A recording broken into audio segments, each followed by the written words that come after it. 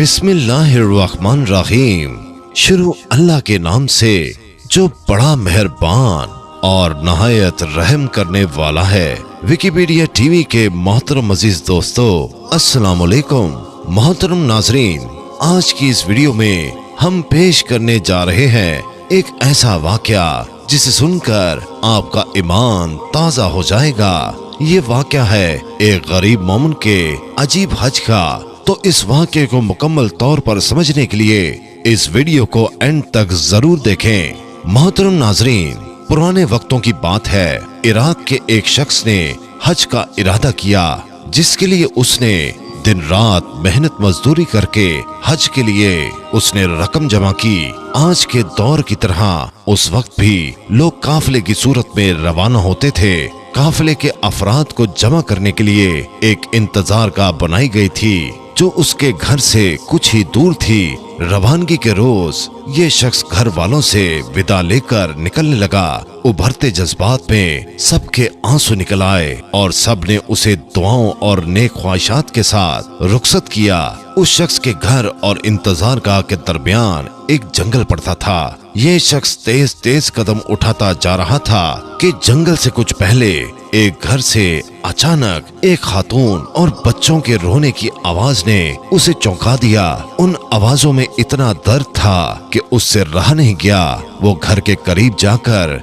कान लगाकर खड़ा हो गया तो उसने सुना कि वो खातून रो भी रही थी और साथ ही साथ अपने बच्चों से कह भी रही थी कि बेटा, आज मेरे पास तुम्हें खिलाने के लिए कुछ भी नहीं है। जो कुछ था वो कल रात ही खत्म हो गया था। बच्चे भूख और प्यास की शिद्दत से बिलक बिलक कर रो रहे थे और दूसरी तरफ वो खानदान किसी गैबी मदद का मुंतजर था। आखिरकार उस शख्स ने आसमान की तरफ निगाहें की और अपने हाथ बुलंद करके अल्लाह ताला से कहने लगा, या अल्लाह, आज मैं अजीब दोराहे पर खड़ा हूँ कि एक तरफ तेरी अजीम इबादत है और दूसरी तरफ ये बेबस खानदान है। ना मैं तेरी इबादत छोड़ सकता हूँ और ना ही इन लोगों को इस हाल में छोड़ सकता हूँ। ऐ मेरे परवरदिगार, तू ही हिकमत वाला है, तू ही मेरी रहनुमाई कर कि मैं क्या करूं। और अगले ही लम्हे उस शख्स ने घर का दरवाजा खटखटाया। खातून ने दरवाजा खोला तो ये शख्स बोला,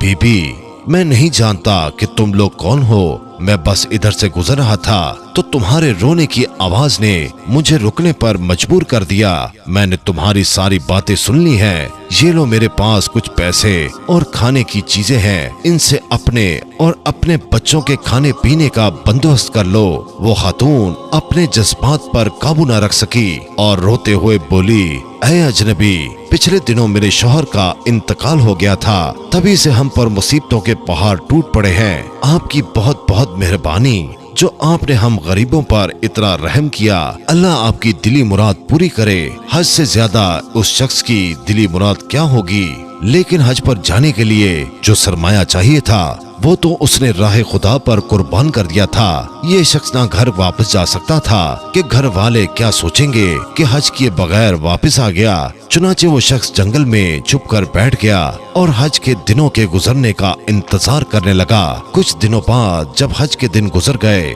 और काफिले के लोग जंगल के रास्ते अपने अपने घरों को जाने लगे तो ये शख्स भी चुपके से उसमें शामिल हो गया। तभी एक शख्स उससे मुखातिब होकर बोला, जनाब, हज मुबारक हो। मैंने आपको फला जगह आबे ज़मज़म पीते देखा था। कुछ देर बाद एक और शख्स बोला, मैंने आपको तवाफ करते हुए देखा था। और एक और शख्स बोला, मैंने आपको शैतान को कंकरियां मारते हुए देखा था। गर्ज ये कि हर एक हाजी उसकी मौजूदगी की दलील देने लगा। ये शख्स जब घर पहुंचा तो घर वालों ने भी खूब इस्तकबाल किया और हज की ढेर सारी मुबारकबाद दी। लेकिन ये शख्स अंदर ही अंदर परेशान था कि मैं तो हज पर गया ही नहीं था, तो क्यों वहाँ पर मौजूद हाजी मेरे वहाँ मौजूद होने की दलीलें दे रहे थे। माजरा समझ से बाहर था। इसी सोच में उस शख्स को नींद आ गई और वो सो गया। ख्वाब में उसे बिशारत मिली कि ऐ नेक दिल इंसान, तुमने हज जैसी अजीम इबादत को छोड़कर मखलूक खुदा की मदद की है। उसके बदले में अल्लाह ताला ने तुम्हारी शक्ल के